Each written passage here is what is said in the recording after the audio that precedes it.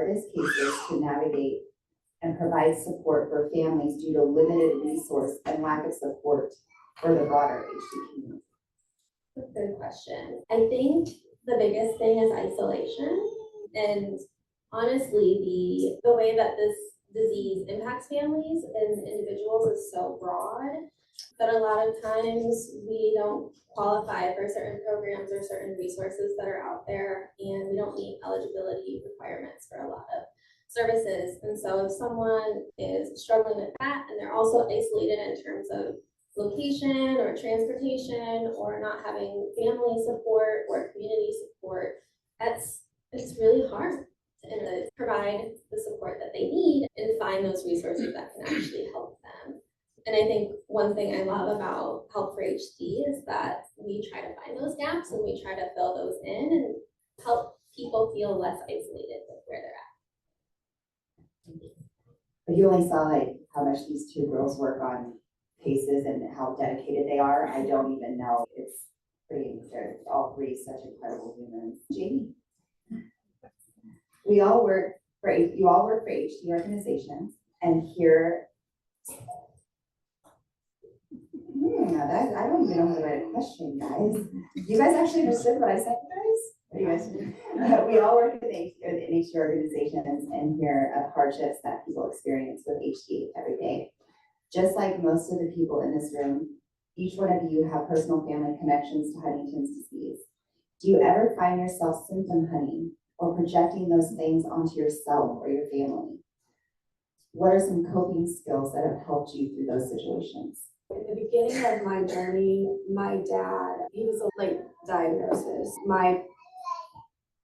It was about 3 years of advocating to the doctors that something was wrong, and finally you get this diagnosis of frontal temporal dementia, and then we have even worse psychiatric issues, and he was becoming very violent and ended up in the psychiatric unit, and I was there when he was involuntarily committed, and so I was terrified of this disease when when Huntington's came across for Dad. I was very grateful to have a diagnosis that made sense, but terrified of what my children were going to go through and my spouse was going to go through. And so I chose to get tested. Just if I was negative, then I didn't have to worry about that. And if I was positive, then I could process that. I felt like I was going to be in mental purgatory is what I call it, like where you just are so caught up in what if I do and what if I don't, that you get to a place where it's just easier to process one way or the other.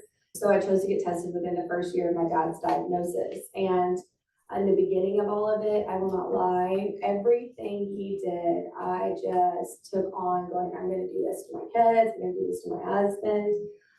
And then I started to educate myself about HD. I did a baseline for my own sanity. I have a fabulous doctor at our Center of Excellence that I love dearly, and one of the things she said was your dad's journey won't be your journey by just the choice of getting tested, the choice of getting a baseline, the choice of educating yourself. Your journey will be different. And so while there's a lot that I can't control, I focus on the things that I can control. Like I am selling my house and I'm going to go ahead and downsize while I'm not symptomatic so that it doesn't feel like just another loss when I become symptomatic. I'm excited for a smaller yard and to be in town. I'm going to be like 3 seconds from the Aldi's and it's going to be awesome. And so you get really caught up in your thoughts about all the things you can't control. I just try to go, okay, instead of pull myself out of my thoughts and put myself into action. What can I control in this moment? And that's what I focus on. And it helps a lot. It also helps. I have a husband that is a saint. The Lord made him for me.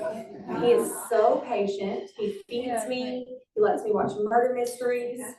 He listens to me rant and rave. And then it's like, that's nice, honey. His name's Ethan. And I'm so grateful for him. He's my partner through it all. And so just tapping into my supports as well helps a lot with that. But definitely education. I think when you educate yourself about Huntington's disease, when you make connections with other people and you hear those journeys, it helps you to not symptom hunt as much. And I also have ADHD. So executive functioning's already a struggle, but being able to go, that's ADHD, or that's chronic stress, that's not yet HD. And when my doctors are in agreement and my family's going, I think it's time, not because they're mad at me, but because I actually think it's time, and I start to see it within myself, then I'll be on that step of the journey. But I still have a beautiful life to live and lots of time, even when it becomes symptomatic.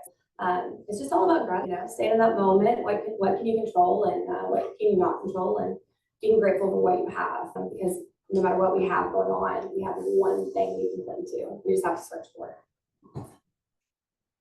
Awesome. MaryAnn, a lot of people in this room have children at risk. As a parent of a child at risk, talking to your child about HD is often one of the hardest conversations we have in our life.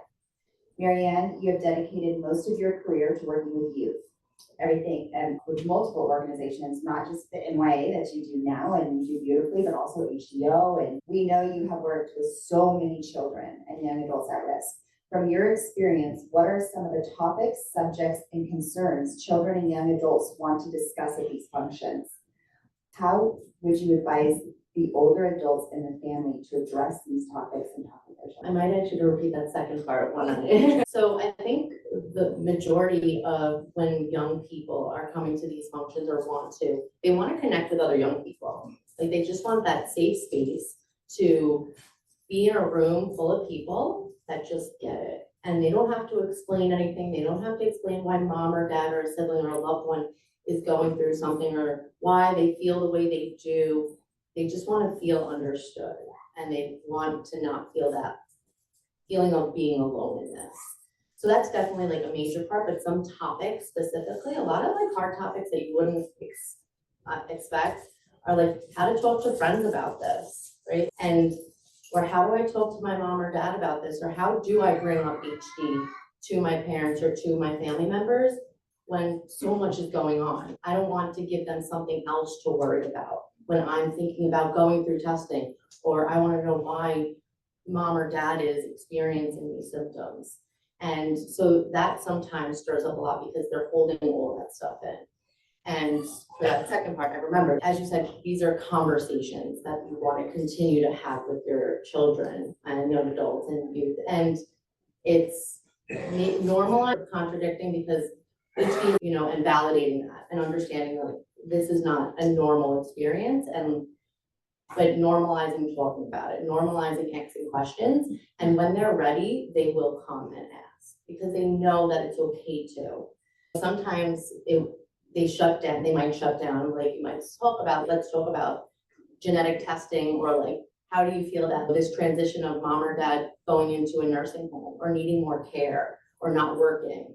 And they might not want to answer right away, but at least the question has been posed. So now they know they can approach you with it. And it's just continuing to have those conversations and normalizing it.